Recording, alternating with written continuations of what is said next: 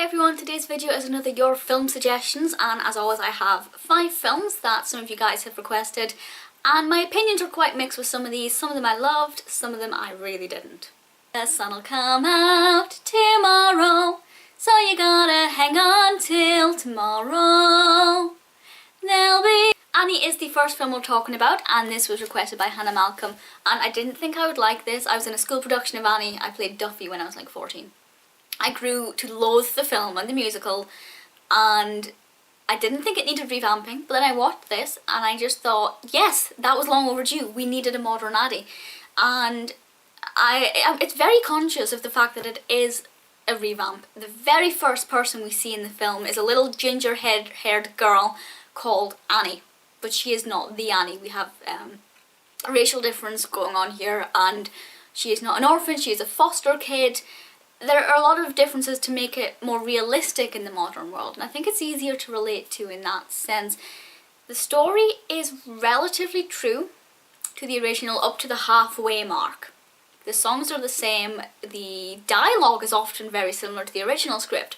Then after that, things turn out very differently and there are different issues going on there, and I'm not going to say what they are because you have to watch it to find out. Some of the new songs are very catchy, very interesting. I think Cameron Diaz as Miss Hannigan is a splendid choice. I was a bit concerned it wouldn't work, but it really, really does. And her version of Little Girls was just mind-blowingly addictive. So I hold my hands up. I was wrong. I didn't think I would like it. I loved it. Forget Me Not was requested by Doctor Who's Wife Forever, and in this film a gang of friends keep disappearing, and this is because of something one of them did to their original best friend when they were children. And it's quite an interesting concept. It revolves around a game they play in the graveyard, which for me is quite exciting. And then they start disappearing, literally just disappearing from reality. They just suddenly be forgotten about, apart from this one person who remembers. And it's really good because you're watching it thinking, who's going to go next? And some of the ways in which they are made to be disappeared is quite graphic. The second person who goes missing kind of made my stomach churn quite a lot. The outcome I thought was great. It's not a scary film. It's a little bit jumpy, but for me it was the intricacy of the plot development and the way in which characters reacted and the progression at which the main character, who does recognise that these things are going wrong, her kind of mental health deteriorates, and the ending was just wonderful. I definitely recommend it. Mazzy XO recommended The Odd Life of Timothy Green, and I'm very thankful that you did, because I remember seeing a poster for this when I was in London and mentally logging to watch it, and I never did, and that was a few years ago.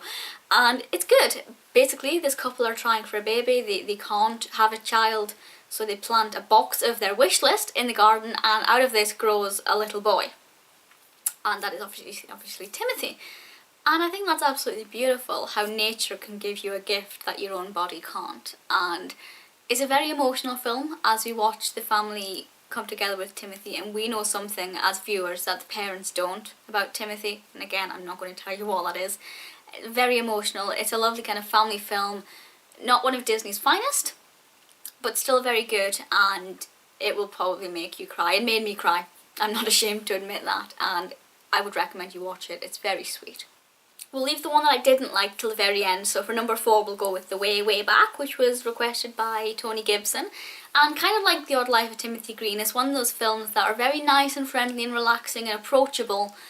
It's not one that I'd recommend instantly, but it was very nice. A family goes on holiday, their son is antisocial, kind of shy, and then he goes to a water park and he makes friends with somebody there, and there are problems back at home, and there's not really a lot going on, but saying that at the same time, it's a very casual film. It's a lovely warm watch. It's one that you kind of sit down with of an evening when you can't be bothered to do anything and you've got no energy left, but you want to watch a film that's not too intense. This is one of those films, and definitely obviously during the summer. It's quite a sunny film, and it was good, it was enjoyable. Probably wouldn't recommend it, but I'm glad I've watched it.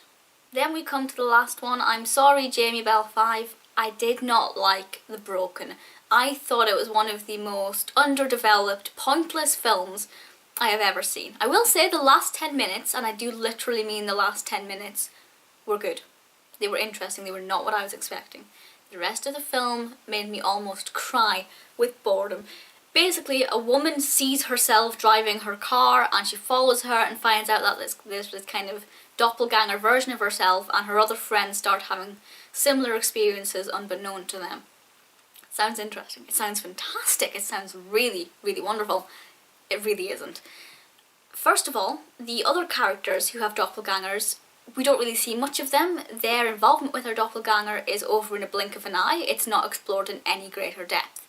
The main woman and her doppelganger is it's alright. I mean, I don't think enough is done with her doppelganger. There could have been a lot more done, or at least the way she reacted and the way she behaved around it. But we have a problem here. This woman, quite early on, this isn't a spoiler, she's in a car crash. It's in the first half an hour, and that makes her forget a lot of things. So because she's forgetting it, she doesn't really know what's going on. And that sounds interesting because she's now living a life that she doesn't understand, but again, it's really underdeveloped. So the story, the narrative, is really appalling. I have nothing against the acting and things, that's all fine. The editing, for the most part, is standard, it's average. There are a couple of sequences which are a little bit interesting, and there's a few scenes with blood and things, which is quite graphic and gory, but then when it's over, it was really short-lived. And the directing is a bit weird. There's one moment in it which really stuck out in my mind, where the camera pans, let me think, yes, from right to left, and it takes about 30 seconds, which if you think about it, it's really a long time when you're looking at nothing on the TV. And it gets to the end, and nothing is revealed. Nothing exciting, nothing scary, it just cuts to another scene. And I'm like, what was that all about? And there were just little things like that throughout it, which just makes me think, this is not a good film, it's not well directed. And I'm sorry to the director, I'm sure the director's done other wonderful things, but this particular film was just appalling. It was underdeveloped, the characters could have had a lot more going on for them, and it had such a wonderful concept. I think that's part of the reason why I'm let down, because it sounded amazing. But this isn't a rant, this is just constructive criticism, I promise. So The Broken was appalling. Thank you to the 5 people who requested those films. I kind of enjoyed 4 of them, really didn't like one of them. As always, if you have any suggestions for other films you think I should check out, let me know in the comments and I will add them to my list.